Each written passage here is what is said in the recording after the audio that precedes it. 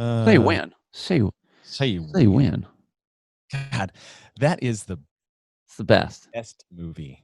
So good. That is for me. Well, you're Texas not even guy. close. Best Western ever. Oh, made. dude. I can't think of one better. Well, I mean, you can get into like the old, like the Clint Eastwood spaghetti westerns, like those like fist, nostalgia sakes, but they're not like great movies. Nah, no, that one is.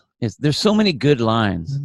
So quotable. You tell him I'm coming, and I'm bringing hell with me. Man.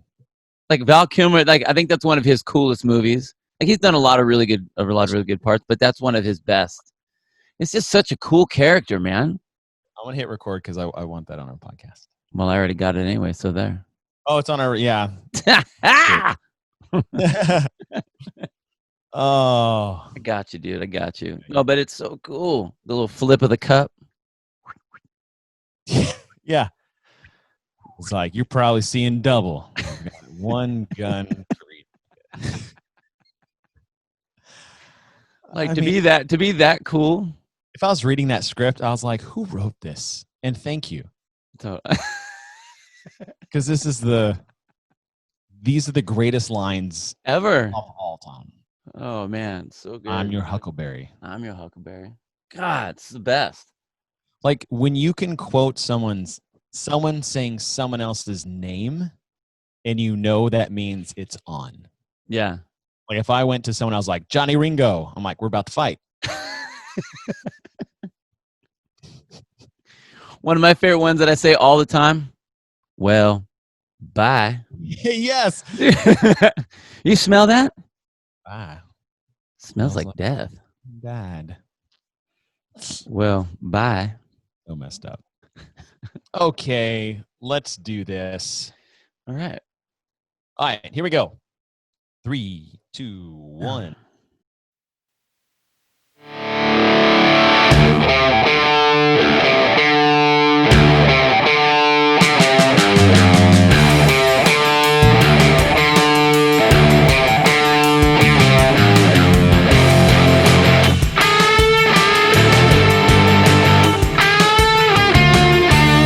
Welcome back to Get With The Programming. I'm Chase Ingram. I'm Captain America. And along with me is Bill Grundler. Wolverine. And we are getting into our third episode. Oh, I say, is this our fourth episode? Our fourth episode of Mount Rush Moments, our top 4 moments of the 2010 CrossFit Games. These last 3 have been so much fun to do. Just like the little stories that you got and the little memories and your own personal... Yeah, because they're not the norm. They don't, I mean, some of them are like the obvious.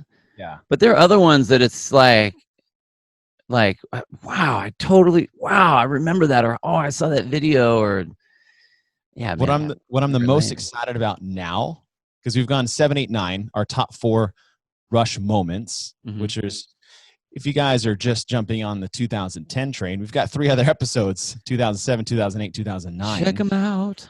Check them out. Also, check out our Analyzing the Programming series, where me and Bill go through the entire CrossFit Games programming, event by event, interject some memories and fun facts as we move along the weekend. And in the end, we kind of determined if it was a good test of the CrossFit Games themselves. So if you guys want to go back and check out our Analyze the Programming series, this one is all about our favorite moments of a particular games. This episode is the 2010 games. Yeah. What I'm most excited about now is that we are actually in the arena when it comes to the games, because in 7, 8, 9, we were just kind of going off videos we saw and memories that we had from afar. Yeah. Going forward, these I would like to see what are the stories that we kind of come up with that are more of on a personal side. Well, it's going to be hugely personal. You were actually competing this year. So like you're on the floor. Yeah. I was on the floor, but with a microphone in my hand. So it was a little different. I would have rather had a barbell, but a microphone, I guess I'll take it, take what I can get. Okay. So it's 2, let's see. Who's going to go first? Is it? Okay. I was first at 7. You were first at 8. I was first at 9. I guess you're up. Okay, I'm up. And without further ado, we will get into our Mount Rush moments.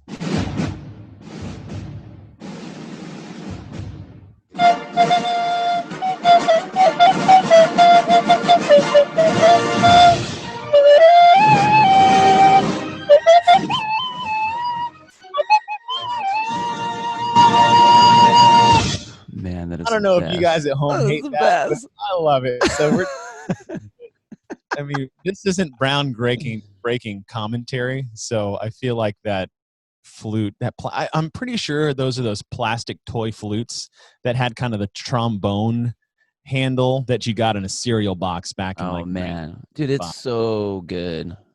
The sound is perfect, It's and perfect. I got to find a video of someone playing that too, because it's some funky Monty Python I something actually think somewhere. it's a YouTube video. I'm gonna go I get was it. looking for that sound bite. I'm gonna But get it.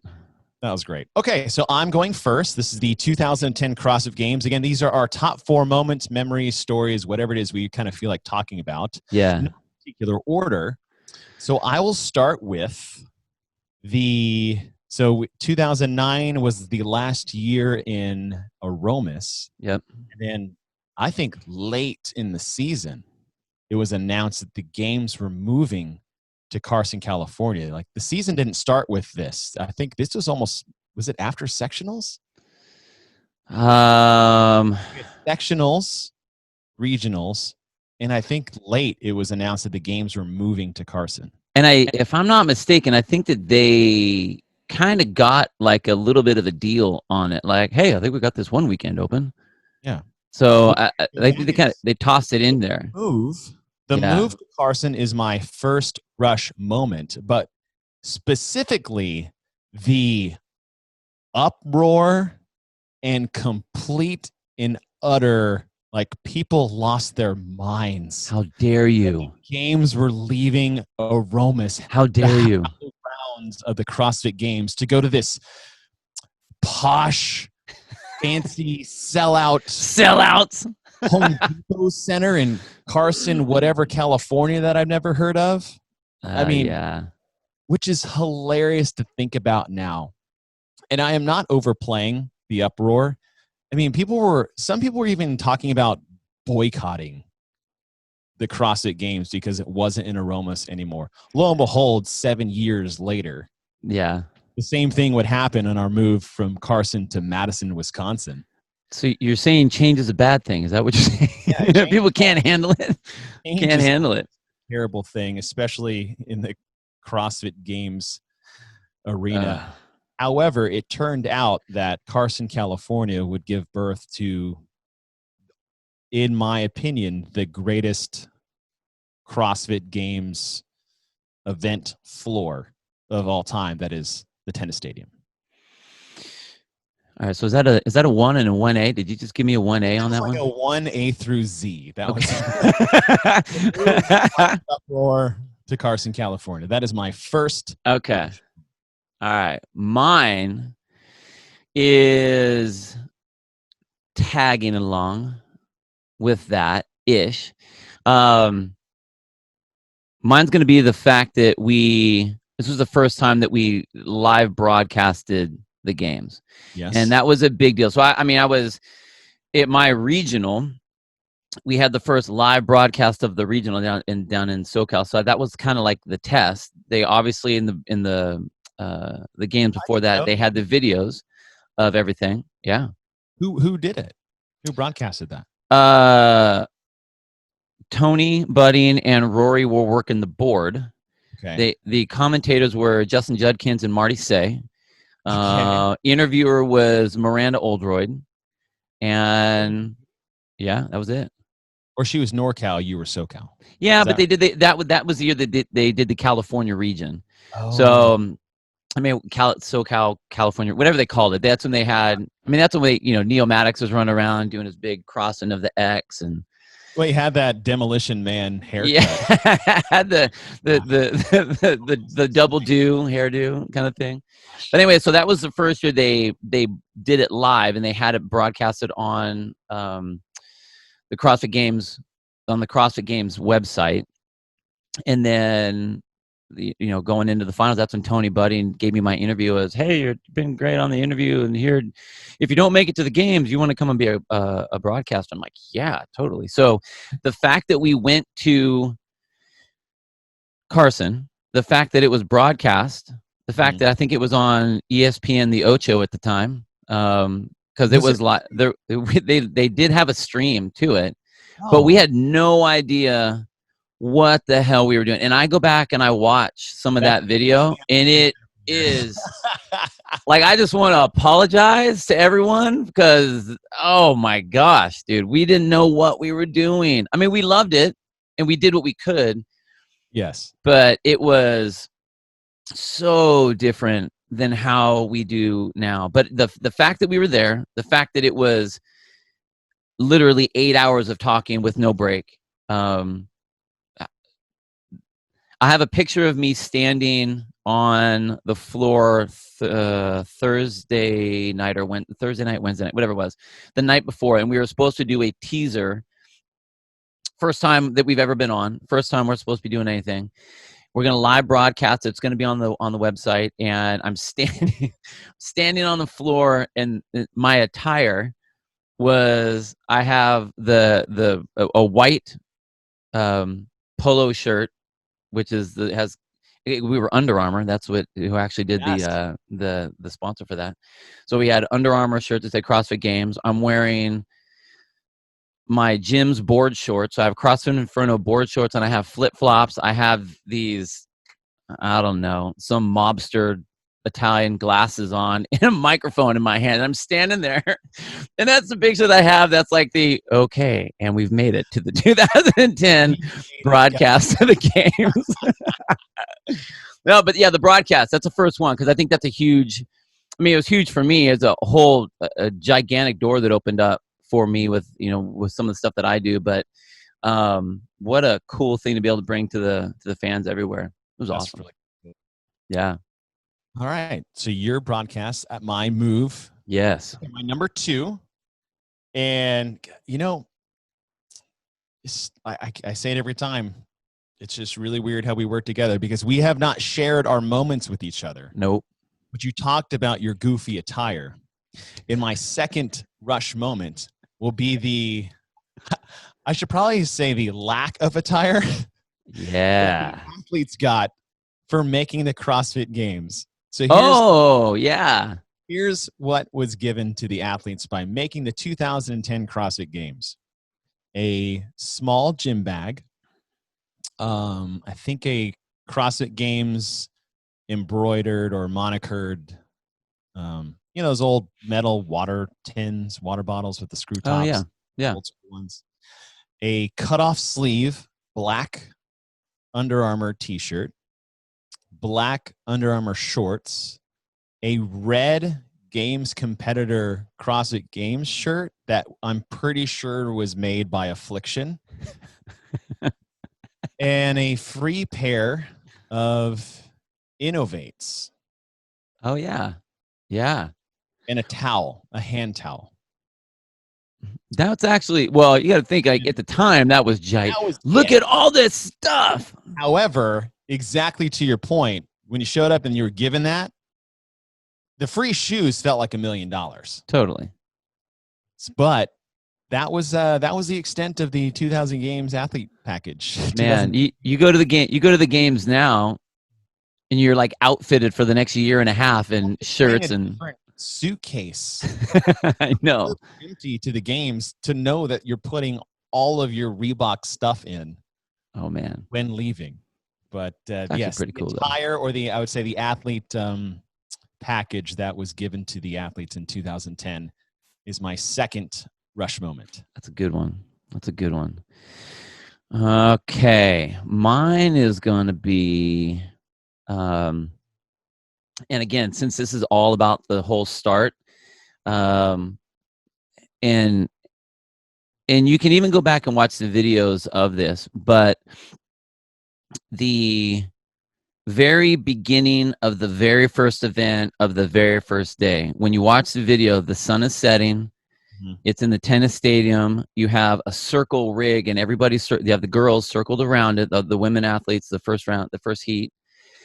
the national anthem is being sung. As it's finished, there's 2 F-14 fighter jets that come shooting over the top of the stadium, and as they exit, the event starts. And that was the start of the tennis stadium, the sunset, that feel. And you know, there wasn't a lot of people that went to the games this particular year. I mean, it's not like the stands were crowded, but there was still a decent amount of people in the stands. So you watch the video, I mean, there's still people there. So it doesn't look like it's, you know, one of those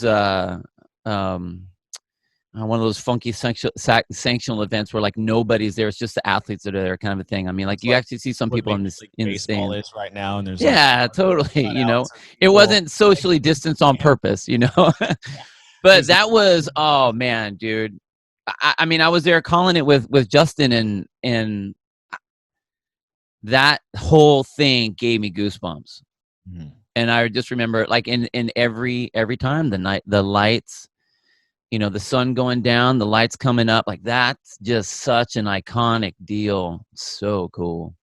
Yeah, that was really cool to see, especially when it was getting set up the day before. I'm like, what is this? It's funny when you look at it now, but we were like, look at this pull-up rig. Oh man, I know. Giant squared, and then they're putting mats around it, and it looks like this, you know, old. I mean, we say Coliseum when we reference Madison, but it looked like the Roman, the Roman Coliseum, yeah, where the lions held, and that was really cool. Okay, so the setup, I like that. Yeah, that will tail into my third rush moment. So we're talking about setups.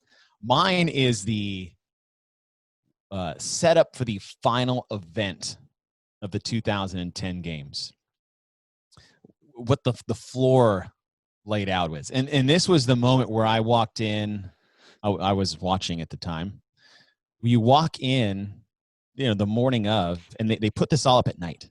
Right? Yeah. So you got to walk into the tennis stadium and look at, you know, you're always like, okay, what's the setup?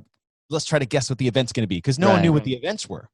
And you walk into what was, quote, the final event, and what you see, like 3 or 4, it was like 12, 15-foot walls with ropes hanging down on the left side of the tennis stadium floor. And then in the middle stretches this 50-foot massive pull-up rig with weird, funky bars, and like those old Dirty South bars. Yeah. Those little triangle bars. Hated those things. They were terrible. I watched, okay, I'm breaking off a story here. But so what those Dirty South bars, if you guys don't know what they were, so picture a normal pull-up rig, and you're holding on to the pull-up bar underneath the rig. Well, what these were it was like a triangle. And so what they tried to do was give you a higher pull-up bar behind you. So imagine a triangle fixed to the rig where the point is off the rig, but higher. Right. So what I saw this person do at a level 1 seminar was, I mean, you could do pull-ups underneath the rig, but if you backed up a foot, there was a higher pull-up bar above your head. They went and tried to do a bar muscle-up. Oh my gosh. On the wrong side pull-up bar underneath the rig, and did not see the pull-up bar behind them from the Dirty South bar, and totally smashed their face into the Dirty South bar. That was exciting. And then the next weekend, don't do that. Mandated in the level 1 trainer morning pep talk was, don't let people do bar muscle ups on Dirty South bars. Learn by doing, man. It's learn by doing. So that was okay. Diversion, back on track. So giant walls on the left side of the tennis stadium, if we're looking at it left to right. Huge middle pull-up rig in the middle. And then on the right were more walls, but they're about 5 feet high.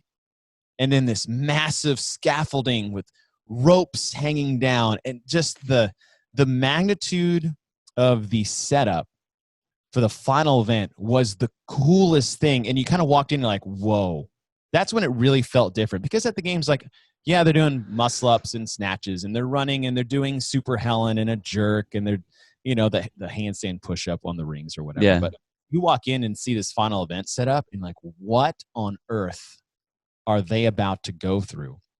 and it almost looked like this giant obstacle course. Yeah. Which had just infinite amount of possibilities. And so seeing that was really cool. And then hearing what it was going to be for the first time, like, oh my gosh, this is the hardest workout I've ever heard of. Seeing that final setup is my third rush moment. I thought it was incredible. Okay. My next two are going to kind of be, I don't want to say similar, but it's going to be more on Why don't you go back to back? What? Go back to back. Do 3, 4. Okay, I'll do 3, 4. All right. And I'll be the caboose. All right.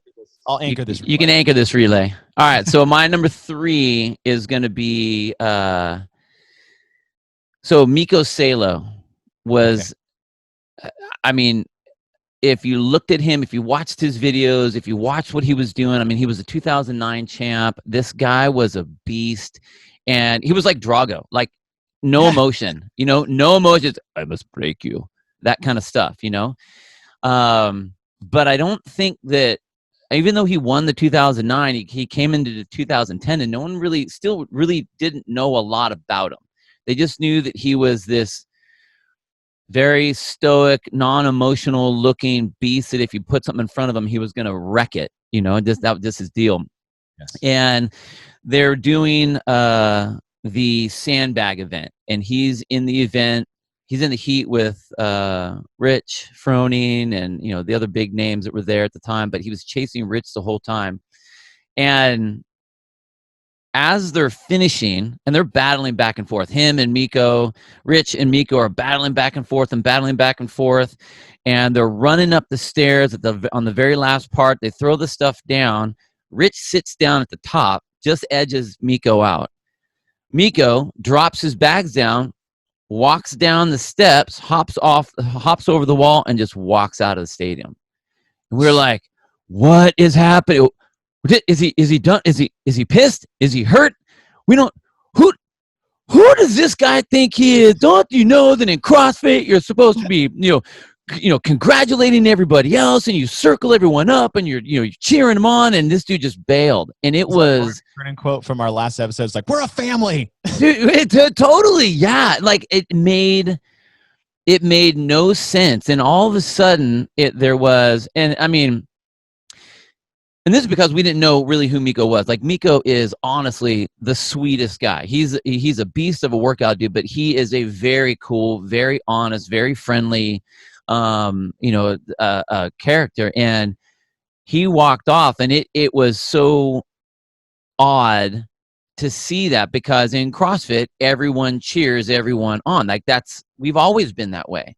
Right. And it was so anti what we do that I remember. I mean, we're calling the broadcast too. And we're like, Justin was like, is he hurt? Maybe he's going to the medical tent. What's going on? Maybe it's this, maybe it's that. And I remember thinking like, hey, man, get your ass back out here on the floor.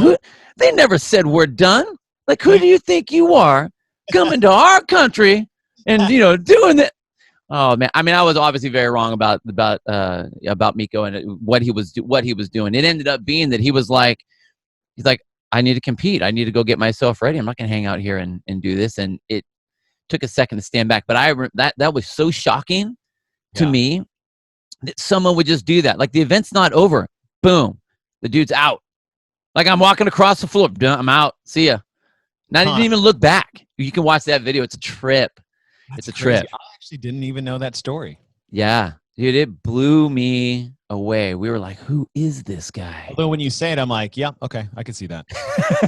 Well, I mean, and that was, I mean, even though he was the champ the year before, like the real cultures of our competitive cultures, I mean, we're still very immature. They were very young, so I mean, what you do in the gym doesn't mean it has to happen out on the competition floor. Just because you cheer everyone on in the gym doesn't mean that's what you're supposed to do in competition, even though we have done that. And I think a lot of people do that. And me and you have both had our conversations about, like, it's great to do it. It sucks when you're the person having it done too sometimes, because you're like, look, you circling vultures, can you just leave me be in my Let me take my misery by myself. I don't need you watching me. Flesh. Yeah. Let me finish the damn workout. Oh, totally. All right. So my last one is number 4. This is gonna be my last one. Is watching the dominance of Chris Clever in that game. She was first and second in every single event. That's 8 out of 9 events was either first or second. Just crushed So people. crazy. And the fact that I mean, there were, again, we were international competition now. We went to this big arena, went to this, we have all this multiple day event, all these different things. And I mean, she slaughtered people. And even in the last event that no one knew what the heck it was going to be, she still was like first, second. Just it didn't matter. She smashed people. And that was amazing to watch. Amazing to watch. One. Yeah, you're right. I remember just watching and I was like, what is going on? Who is this? Well, and you look at her like you wouldn't look at her and think, I mean, everyone there looks athletic, but like you wouldn't look at her and be like, oh, she's going to dismantle this event. She's going to smash that event. She's going to crush this one. She's going to crush that one. Yeah. I mean, she was strong. She could lift. She had gymnastic skills. I mean, she's going out there in like baggy men's shorts and a t-shirt and like running shoes and just crushing people. Yeah, it was awesome. All right, I like that. Yeah, there's mine. Okay, so here's my final one, and this isn't something I talk about very often, rarely ever. Uh-oh. But my last rush moment, and like we said, we're going to be very subjective here and bias, will be me making the 2010 CrossFit Games as an individual. And honestly, it's, again, I usually tell people when they're like, hey, you made the games. I'm like, yeah, but I'm not a games athlete. It's just so different now. However, I'm very proud of what I did. I'm proud of the work that it took to get there. And it was a very special moment for me for a few reasons. And one was watching, I guess you could say, regionals or the qualifiers to the games in 2009 was when I was just a couple months into CrossFit. And I had made a promise. I was like, I will be here next year, not the games, I'll be at regionals. And I made that. And this is a year where they had sectionals, which was a qualifier for regionals, which was a qualifier for the CrossFit Games. Sectionals was this even more broken apart live competition. It's the regionals of regionals. Sign up for that one. And then that would qualify you into like a sub-regional. I mean, it was a regional, but they're still like very broken up. Totally. And I think they're more broken up than they were a year after that. There was a lot going on that year. And then I made the games. I think I got third at regionals, and I made the CrossFit Games. I think they were taking 4 that year. I think they took 4 individuals and 8 teams. It was crazy how many people made it. But for me, it was it's something I'm very proud of. It's just not something I talk about a lot, so I'll bring it up here in terms of a moment. And for me, this was my Olympics. I was a swimmer and water polo player in high school, and then I continued swimming in college. And if you're in those sports, which are Olympic sports, the Olympics is really like the main goal. That's why you kind of get into them. Whereas if you want to play football, basketball, baseball, you want to try to make a professional league like NBA, Major League Baseball, or things like that. So in high school, I was actually voted most likely to make the Olympics. Ooh. Yeah, I know. Big. That's a big one. My swimming career didn't lead down that path. I think I was a much better water polo player than I was a swimmer, but I just elected to choose swimming in college. But when I found CrossFit and I had an opportunity to make the games, that was kind of like my Olympic moment for me. So making the CrossFit Games is really cool. My favorite part there was, you set this up earlier, but the Friday night competition, Amanda, under the lights, they announced your name, and they had like a small highlight reel, and you got to come through these this curtain Yeah. from behind the tennis stadium, like into the like this. It was almost like a WWE, rush out to the field to your name being called, like you would like in a professional football game Yeah. or a baseball game. And for me, it was not necessarily that I got to hear that, but it was really cool to have my dad in the stands to hear that. Totally. My relationship with my dad has always been one of admiration and motivation, as like, I want to be like my dad and I want to make my dad proud. And that's always been a driving force for me is, making your dad proud is a big thing, especially for a lot of guys. Yeah. And so to be able to have him in the stands, to hear that and to see that, that was my proudest moment as an athlete and as a son, to be able to do that for my dad and both my parents. But, I just have this, Bill, like anybody else. No, I get it, man. That fatherly son bond is different than the mother to son bond. And that one was just, that was my all-time, and I'll say all-time favorite moment in all of sports, personal moments for myself. I mean, other than like getting married and my children being born, but to be able to come out to my name being called with a highlight reel and through this curtain, and I jumped out and I was the dumbest, goofiest idiot out there. And I was like dancing and all this other stuff and wearing a Captain America gear. But it was really cool to be able to like look into the stands, point to dad and mom, and just feel like I made it. Yeah. And that's huge. I soaked it up as much as I could because I never knew if I would make it back. And it's a good thing that I soaked it up because I never made it back. Man, dude, that's a good one. Rush moment, but that's a personal moment for me that I don't really talk about very often. It's not on my Instagram page or my bio or anything that I lead with, because that was a personal thing for me. And I think it was 3.5 events later, I was cut, and I was watching all these amazing moments from the stands after that. Man. No, but that's a good one though, man. I mean, and like we said, like these are going to be our moments, not moments of whatever, but what we would be talking about when we're sitting back at the hotel having a beer afterwards. And yeah, that would definitely be one. Like, wow, man, I really made it. It's really cool. But dude, coming into this, I knew who you were. Like they had videos of this shaved head dude wearing all kinds of Captain America red socks pulled up to your knees, yelling and screaming when you're doing your lifts and stuff. I'm like, who the hell is this guy? So I remember seeing videos of you because even watching the regions, and I wanted to qualify for that game so bad, and I missed it by 3, like I always do.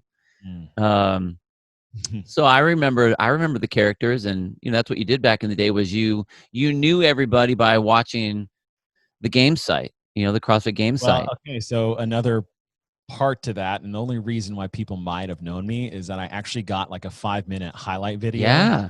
Like highlighting my sectional performance. So I was the only athlete in the world to win every single event at his sectional. Yeah. I think it was me and Sam Briggs. There you go. Yeah. And you were wearing your uniform the entire time. I was red, white, and blue till it came out my nose. Hey, okay. When did that even start? When did you decide? At what point did you decide that you're like, you know what? I'm gonna wear an American flag every single time I work out. So there was a definitive moment when this happened. Story time. Bring it, because I want to know, man. I don't think I've ever asked you that. Even I've known you all these years, I've never asked you that. You're right. You never have asked me that. Why and not many people have. Okay. So growing up, Captain America is my favorite superhero. That's the starter. Because you like steroids. Right. Because I mean, who doesn't, right? Honest to God, it was really because I was so small growing up as a kid. So I was always the smallest one in my class. I was the weakest. I was the slowest, and I was probably the least athletic. Like there was a lot of things stacked against me. My dad was like, "Who the hell are you? You're no, You're not an Ingram. Anything like, and I'm talking about dad and mom, because my dad made the NFL. So he was drafted, he made the NFL, he was a super athlete. And my mom, not to be outdone, also a super like she made Olympic trials in swimming, and she played on the men's water polo team in college. Like, so I came from some good, what you would consider good stock genes. Yeah. However, I would say my middle brother kind of sucked that dry to before I even started drinking out of it, even though I was the firstborn. And so seeing the Captain America story, it was like, yeah, this tiny little kid, became Captain America. Now, super soldier serum aside. Right. Without messing it up. Super soldier serum aside. Try to say that 5 times fast. Totally. I was like, okay, maybe one day. I honest to God would sit around and wonder what type of thing can happen to me to become bigger, faster, stronger, like a superhero. Spider bite, duh. I was afraid of spiders, but I was like, I'll take a spider bite right now to not be me. What type of toxic waste plant can I play in to possibly not be this small, slow, and weak?